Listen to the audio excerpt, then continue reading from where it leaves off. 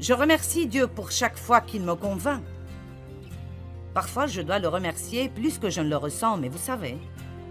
Un jour de la semaine passée, je le remerciais pendant toute la journée. Je disais « Merci Seigneur de m'avoir montré cela. Merci Seigneur parce que... Merci Seigneur de m'avoir montré cela. » Et alors, finalement, j'étais contente que c'était l'heure de dormir pour que tu ne me montres plus rien d'autre.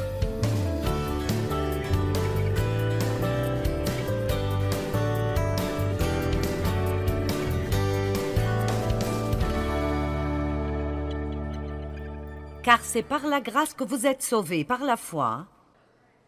C'est le don de Dieu, ce n'est point par les œuvres, afin que personne ne se glorifie. Par la grâce, par la foi. Tout ce que nous recevons de Dieu vient à nous de la même façon, par la grâce, par la foi.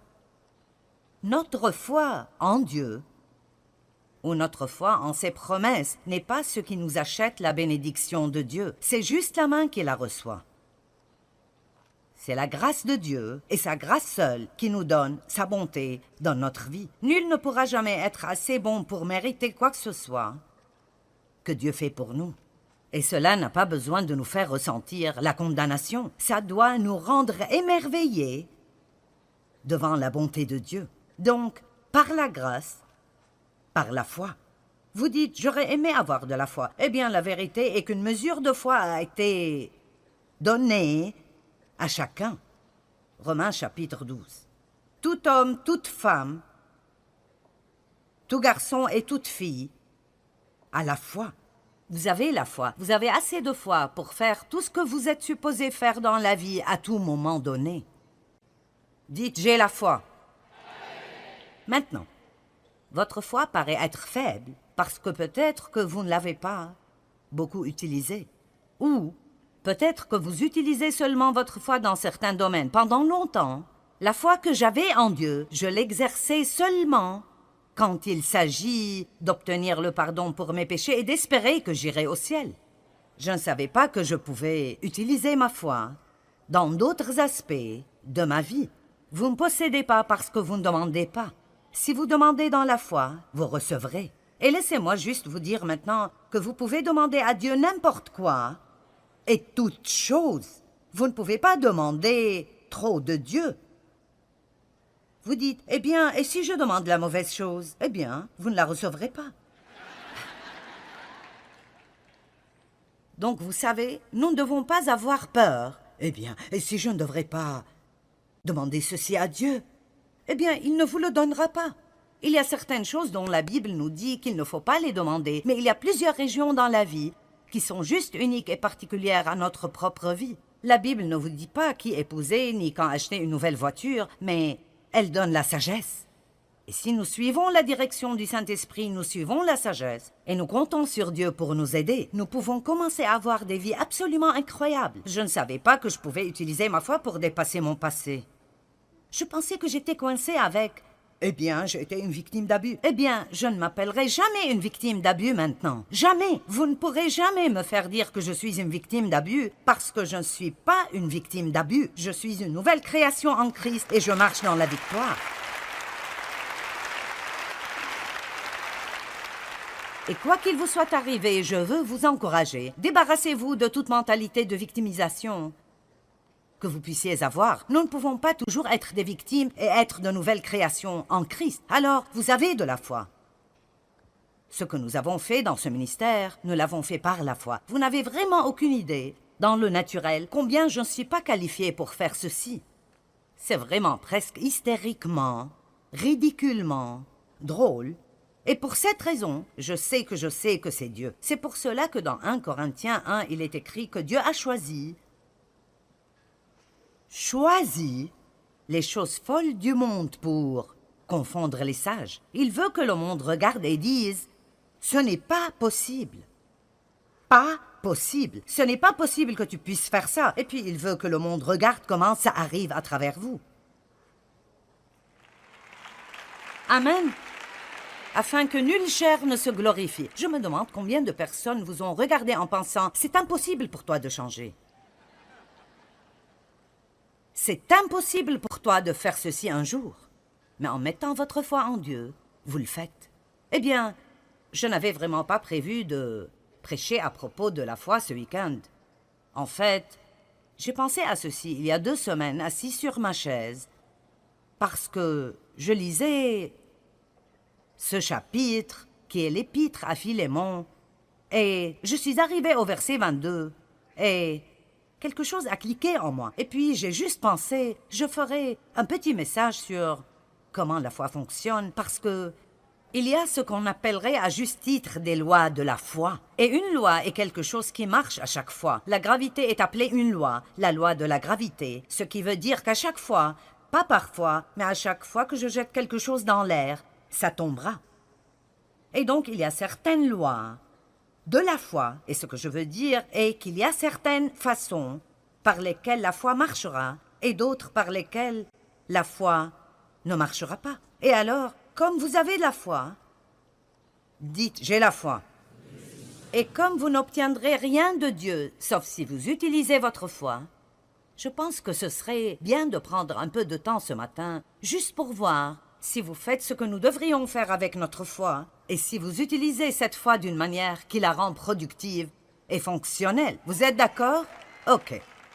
Maintenant, lisons donc Philémon 1, verset 22. Paul écrit à Philémon à propos d'un esclave qu'il avait nommé Onésime, et il s'était en fait enfui de chez Philémon, et Paul l'a rencontré. Et il est devenu un fils spirituel de Paul, et maintenant Paul allait le renvoyer chez Philémon. Et il voulait s'assurer que Philémon le recevra gracieusement et qu'il ne le punirait pas parce qu'il s'était enfui.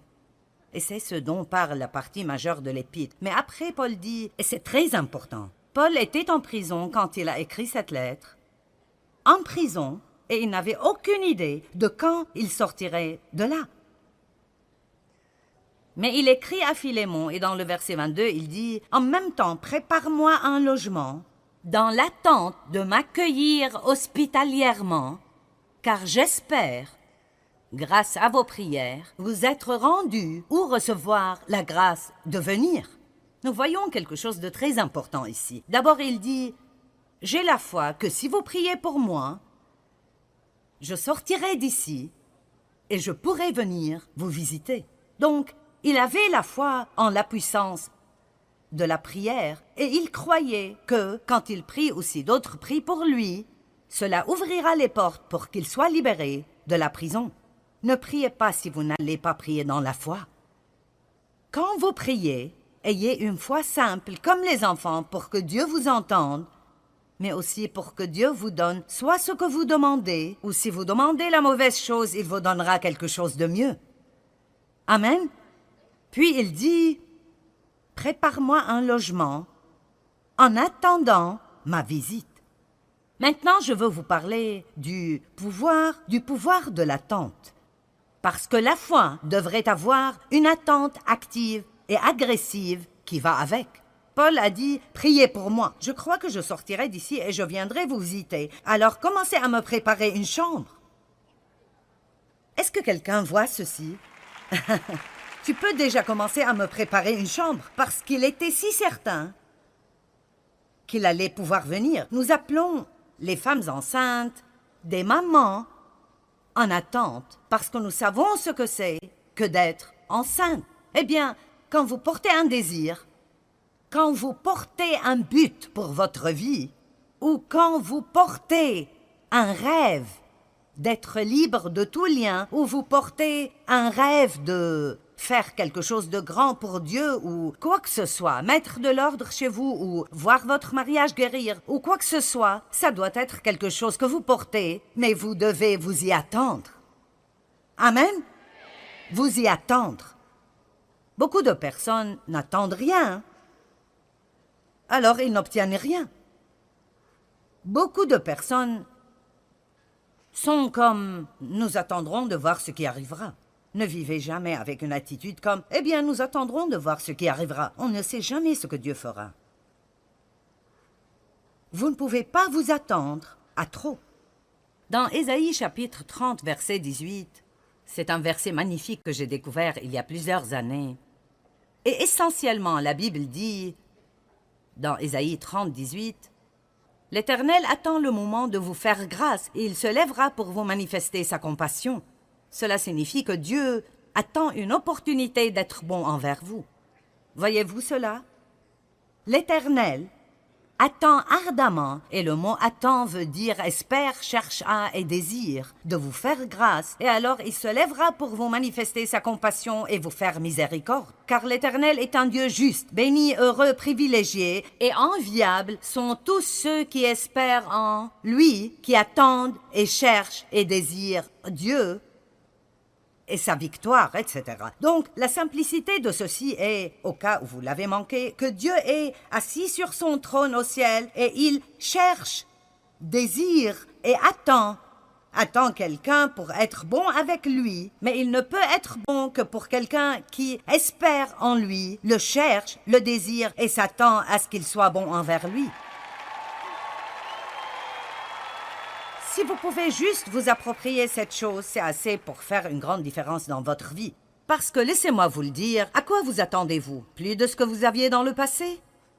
Plus de problèmes? Plus de déceptions? Vous vous attendez à être licencié au travail parce qu'il y a des licenciements?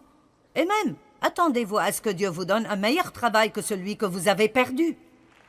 Et n'attendez pas d'être dans les problèmes jusqu'au cou. Commencez à espérer maintenant. Et pour aller plus loin, laissez-moi vous dire que vous devez déclarer votre attente. Quand vous êtes plein d'attente, vous parlez de ce à quoi vous vous attendez. Vous ne parlez pas de ce que vous avez.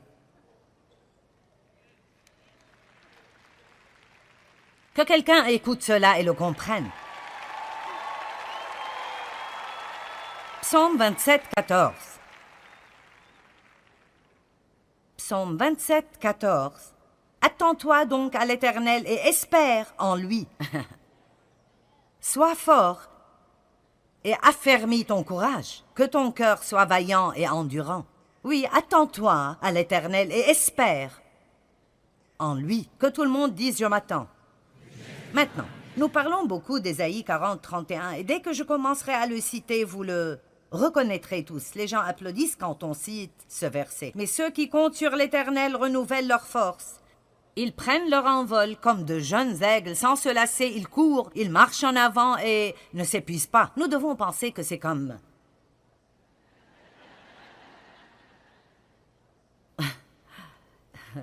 Mais si vous le lisez et vous étudiez ce mot « attend » dans la langue originale, ou si vous le voyez dans la Bible amplifiée qui amplifie un peu de la langue originale, il dit que ceux qui attendent, cherchent, désirent et espèrent le Seigneur.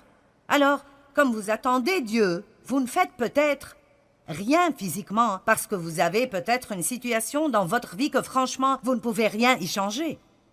Et nous disons, tu as juste besoin d'attendre le Seigneur. Mais cette attente, même si vous n'êtes pas actif dans vos actions pour résoudre votre problème, vous êtes très actif spirituellement. Ne soyez jamais passif spirituellement. Restez très actif spirituellement dans votre attente. Seigneur, j'attends une percée. Peut-être qu'aujourd'hui est le jour. Vous pouvez même utiliser votre imagination, et je n'essaye pas d'être farfelu et de me perdre dans une sorte de manipulation mentale, mais nous avons une imagination. Pourquoi devons-nous l'utiliser? Sommes-nous supposés l'utiliser simplement pour nous souvenir de toutes les choses bêtes qui nous sont arrivées dans nos vies? Pourquoi ne puis-je pas juste fermer les yeux et dire « Seigneur, je vais juste rêver de quelque chose de grand pendant 1 minute et j'imaginerai comment sera ma vie quand ma percée viendra parce que je sais qu'elle arrive ?»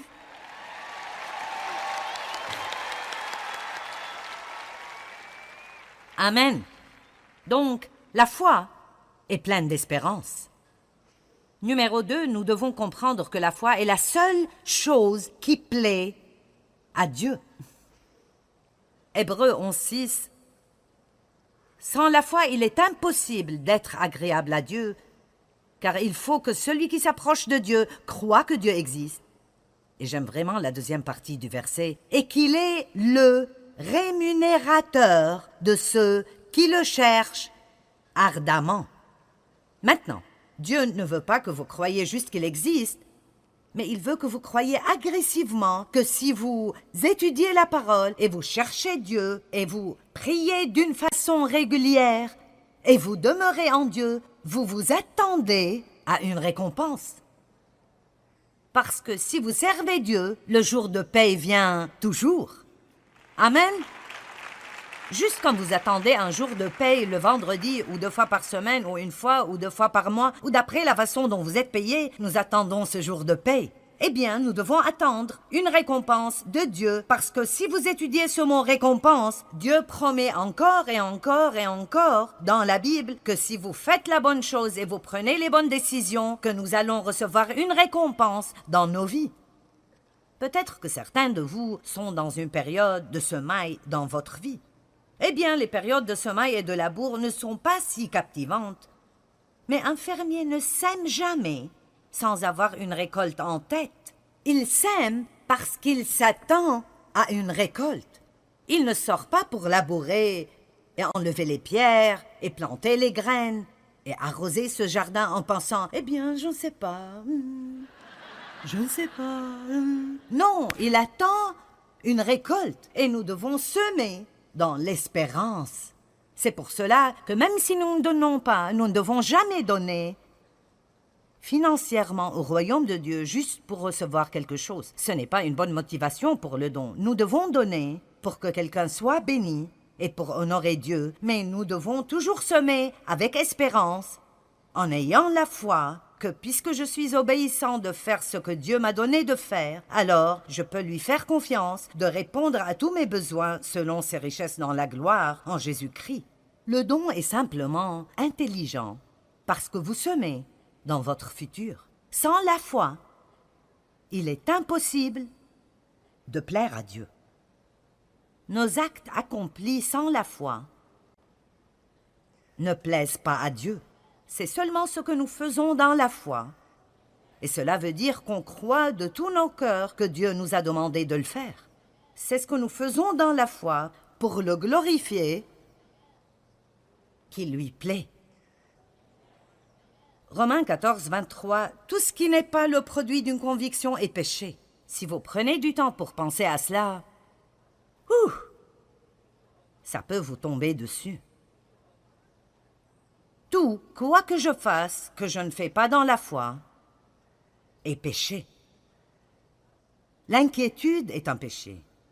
La peur est un péché. Combien d'entre vous se plaignent dans la foi? Alors cela veut dire que le fait de se plaindre n'est pas juste un « c'est un péché ».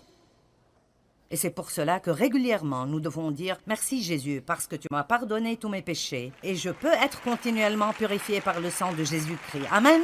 Alléluia. N'épousez pas quelqu'un si vous n'êtes pas vraiment dans la foi à ce propos. Vous savez, je me suis mariée la première fois quand j'avais 18 ans parce que... Et je savais tout au fond de moi-même que c'était une erreur. Mais parce que mon père a abusé de moi, sexuellement, je pensais que personne ne voudrait jamais de moi. Alors j'ai pris la première opportunité qui s'est présentée. Je pense que beaucoup de gens font cela. Ils sont si désespérés, ils ont peur de ne jamais avoir personne ou ils essayent de se débarrasser de ces sentiments de solitude qu'ils ont. Alors ils font quelque chose sans avoir la paix. Et puis ils souffrent pendant de nombreuses années. Ne faites pas quelque chose si vous n'avez pas de paix à ce propos. Si vous ne pouvez pas le faire dans la foi, alors ne le faites pas. Ne soyez pas poussés par vos amis à faire des choses que vous savez que vous ne devez pas faire. Si vous n'avez pas de paix quand il s'agit de voir un certain film, même si tout le monde y va, vous ne devez pas le faire si vous ne pouvez pas y aller par la foi. Allez. Eh bien, vous êtes plutôt calme après ceci. Maintenant, je ne sais pas pour vous, mais j'aime ce genre de choses. J'aime être défié par la parole. En fait, j'aime quand Dieu me corrige ou me réprimande. Je n'aime pas le fait que j'ai fait quelque chose de mauvais, mais je suis contente de pouvoir recevoir la correction de Dieu. Je ne suis jamais condamnée par elle. Je suis heureuse. Je remercie Dieu pour chaque fois qu'il me convainc. Parfois, je dois le remercier plus que je ne le ressens, mais vous savez... Un jour de la semaine passée, je le remerciais pendant toute la journée. Je disais « Merci Seigneur de m'avoir montré cela. Merci Seigneur parce que... Merci Seigneur de m'avoir montré cela. » Et alors, finalement, j'étais contente que c'était l'heure de dormir pour que tu ne me montres plus rien d'autre. Remercier Dieu chaque jour n'est pas comme cela, mais... À apprenez comment être content parce que vous avez ce genre de relation avec le roi des rois et le seigneur des seigneurs, et parce qu'il vous aime assez pour ne jamais vous abandonner dans les problèmes que vous avez. J'aime cela, j'aime cela, j'aime cela. Alors, si je me mêle de vos affaires en disant tout ce qui n'est pas le produit d'une conviction est péché, que cela vous rende heureux.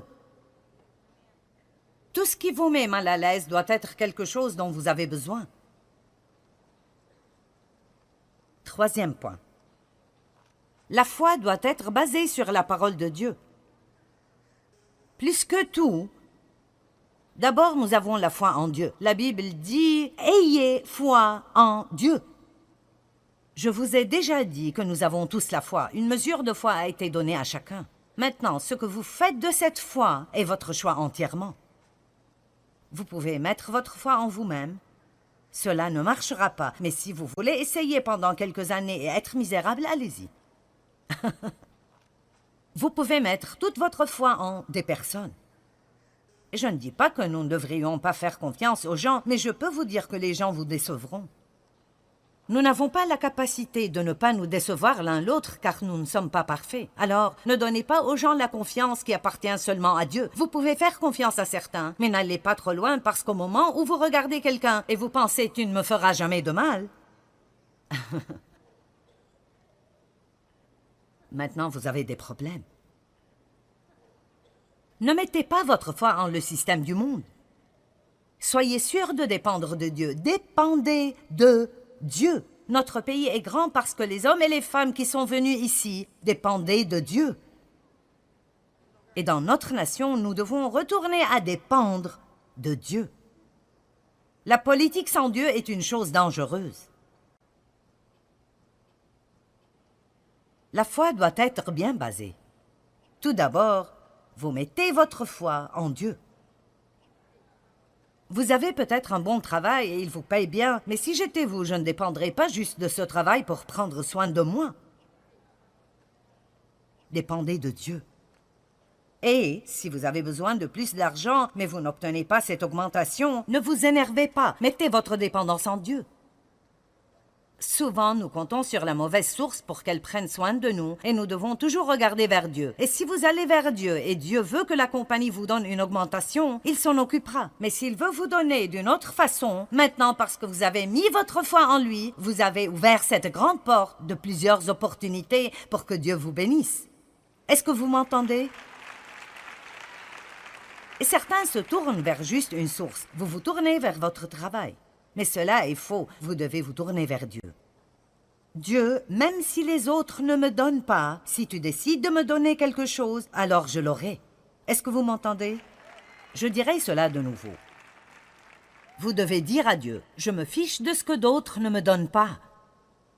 Si tu veux que j'aie quelque chose, aucun démon en enfer et aucune personne sur terre ne m'arrêtera de l'obtenir.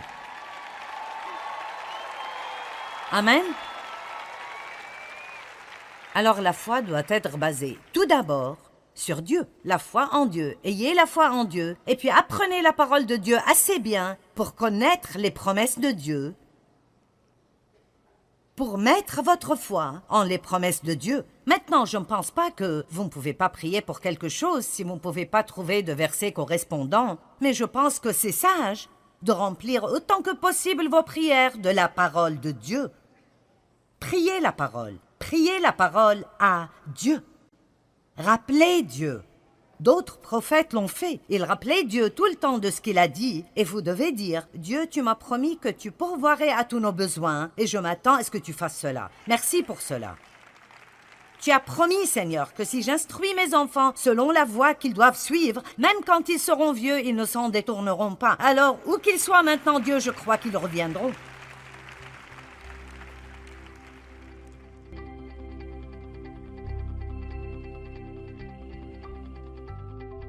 Eh bien, la Bible dit que Dieu a donné à chacun une mesure de foi. Et vous savez, plus nous utilisons cette foi, plus elle grandira.